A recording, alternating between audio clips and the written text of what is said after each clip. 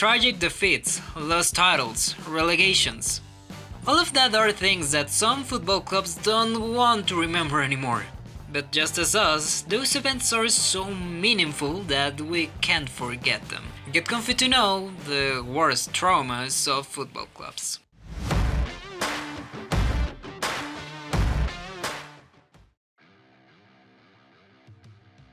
Choosing just one dreadful day in Arsenal's modern history of humiliations is not easy, but the right answer has to be August 28, 2011. The worst defeat the Gunners have suffered in a century. And it wasn't just the scoreline, it was who humiliated them. The hated Manchester United, and not even a great version of the Red Devils. I mean, just look at the lineup. Johnny Evans, Phil Jones, Chris Smalling, Tom Cleverley, Anderson, Danny Welbeck. Apart from Wayne Rooney and maybe David De Gea or Patrice Evra, there were no legends or anything close. Yet with Rooney alone, they had enough to absolutely crush the London side. 3 goals. 2 of them from free kicks, plus 5 other balls that Wojciech Szczesny had to pull out of his net, one by one. Arsenal now has gone 21 seasons without winning the Premier League. Even worse, it's been 14 years since they were a respected team worldwide, and that downfall officially began with that defeat 8-2 at Old Trafford.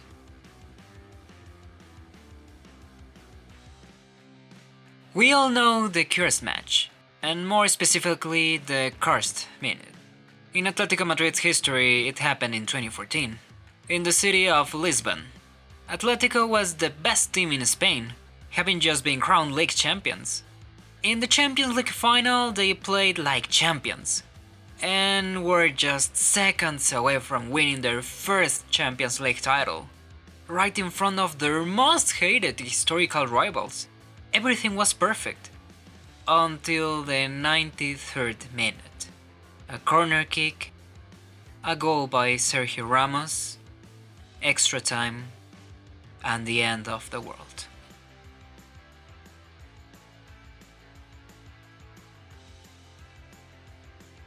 The darkest moment in Barcelona's history came in 2019 when they bottled a 3-0 lead against Liverpool in the Champions League semi-finals. And Liverpool wasn't even able to field their best players. But they still put off the comeback. That was undoubtedly the worst nightmare any Barcelona fan could live through. Until 2019, at least. But the record only stood for 1 year because, right after that, during the pandemic, the unthinkable happened in Portugal. And just like that, the worst memory was replaced.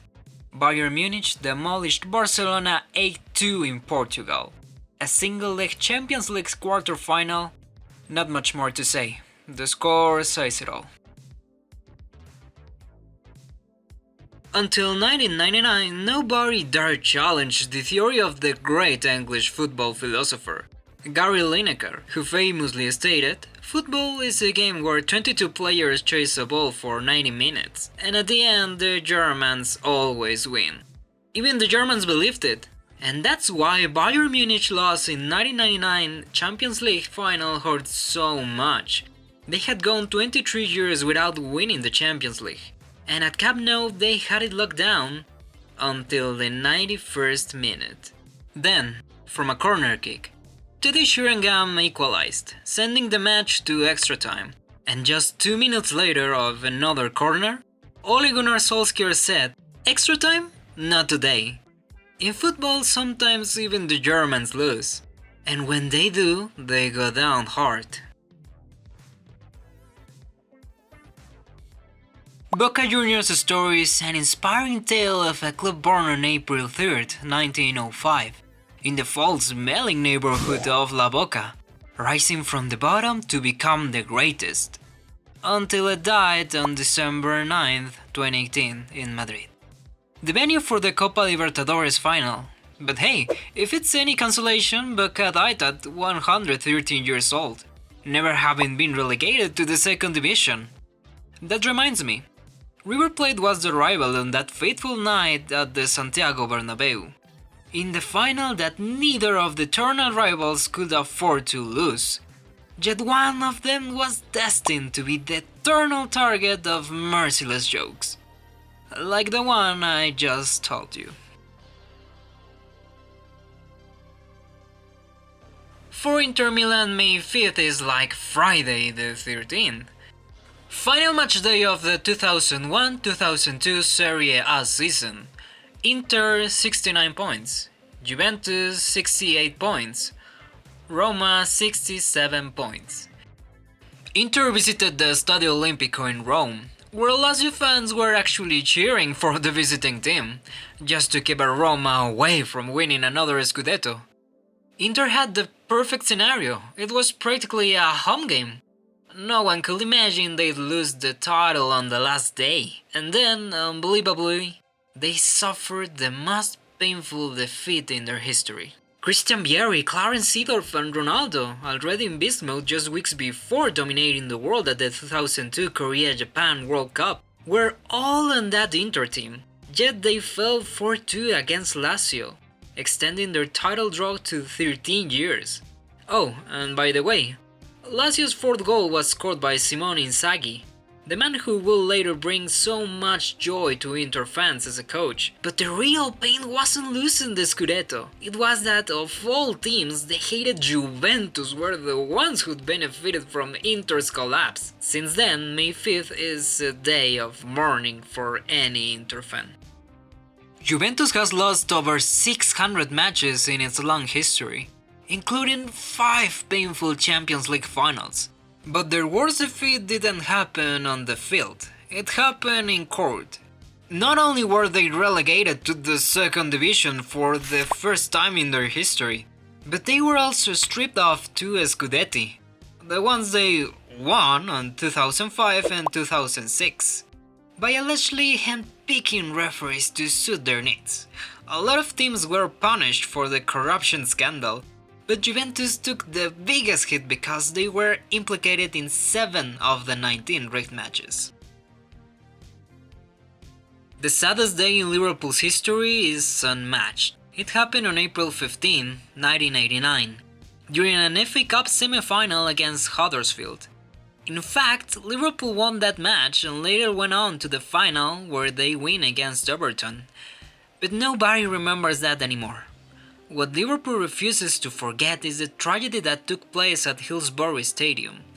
The government and the newspaper The Sun cynically blamed the fans, but after 23 years of fighting for the truth, the families of the 97 victims proved in 2012 that they died due to the police and medical negligence.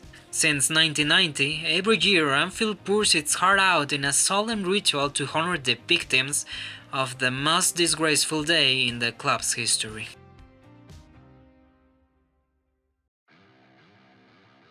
Manchester City has been relegated 10 times in its history, so you could probably write an encyclopedia or two about its saddest nights. And not just in the distant past, but also in moments we've all witnessed. The recent 5-1 defeat to Arsenal, the FA Cup final loss to Wigan! That time in the Champions League when they made an incredible comeback against Tottenham Hotspur in the last second, only for Bar to ruin the party moments later. But above all their traumas is the defeat to Chelsea in the 2021 Champions League final. The one City was finally going to win for the first time in its history. The one where Pep Guardiola inexplicably decided to leave Rodri and Fernandinho on the bench. The one where Kevin De Bruyne was knocked out. The one where Kai Havertz scored on Chelsea's only dangerous chance.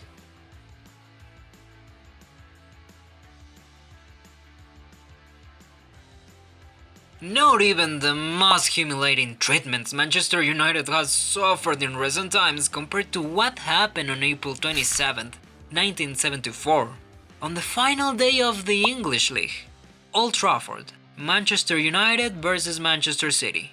If United lost to their neighbors, they'd be relegated. And they lost. So, they went down. At home, and against City. Just 6 years earlier, Matt Busby's Manchester United had won their first Champions League. And now they were getting relegated to the second division in front of a furious crowd. And it gets worse. United lost 1-0, and the goal was a humiliating backheel. The worst part, it was scored by none other than Dennis Law, one of Manchester United's three greatest legends, a Ballon d'Or winner and someone who had just left United that season to finish his career playing one last year as a professional with Manchester City. Getting relegated like that? Not even in movies. Manchester United returned to the first division the following year, in 1975, but didn't win another title until 1993.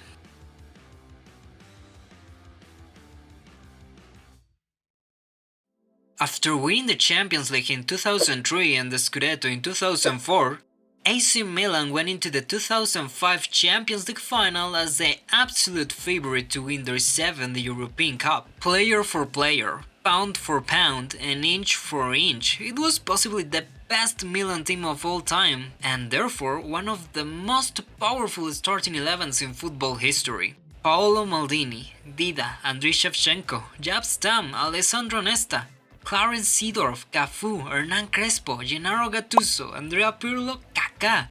An incredible lineup, only surpassed by what happened in that match. Milan was winning 3-0 at halftime.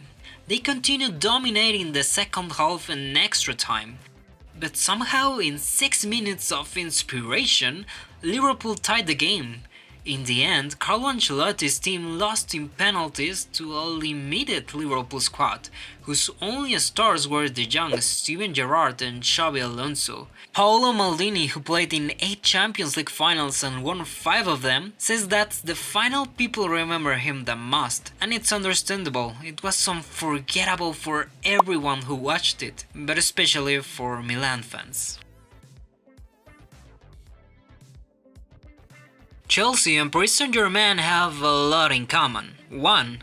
They became rich overnight. 2. They play in 2 of Europe's biggest capitals. 3. They were blue. 4. There was nightmares of their history happen in the Champions League against Barcelona. But in neither case was Barca the main villain. It was the referee. The only thing Chelsea and PSG will never agree is on which one was the real robbery for this century. For Chelsea fans, it was the Norwegian Tom Henning in 2009. For PSG fans, the German Denis Seidkanin's performance 7 years later was even worse. The story is more or less the same, depending on who's telling it. Some will talk about the heroic goals by Andres Iniesta and Sergi Roberto, respectively. But for PSG and Chelsea fans, and quite a few others, those were nothing more than painful acts of daylight robbery. Getting trashed by Barcelona has become a torturous tradition for Real Madrid. 5-2 in 2025, 4-0 in 2024, 4-0 in 2022, 5-1 in 2018, 4-0 in 2015, 5-0 in 2010. And then there was the time Barca disrespecting them like never before. May 2, 2009, at the Santiago Bernabeu. Real Madrid 2, Barcelona 6. No one saw it coming. Madrid had won the last 2 league titles.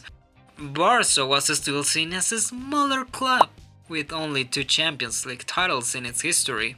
Plus, Real Madrid came into that game in 2009 unbeaten, with 17 wins and just 1 draw. Yet, they conceded 6 goals at home, for the first and only time in their history.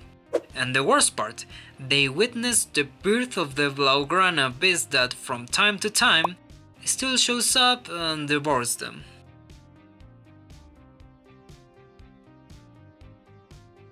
River Plate was relegated on June 26, 2011. For the first time in its history, it didn't happen directly. They lost a 2-legged playoff against Belgrano de Cordoba, the 4th place team in the 2nd division. What else is there to say? Sometimes 5 words explain things better than an entire YouTube video. For example, if you wanted to describe the most heartbreaking and disastrous day in the history of Club Atletico River Plate. You just have seen that the greatest clubs in the world can bleed too. Now that you know their biggest traumas, which do you think is the worst? And who will be able to forget it the first? Don't forget to comment and subscribe. That will help us to keep this channel free of traumas.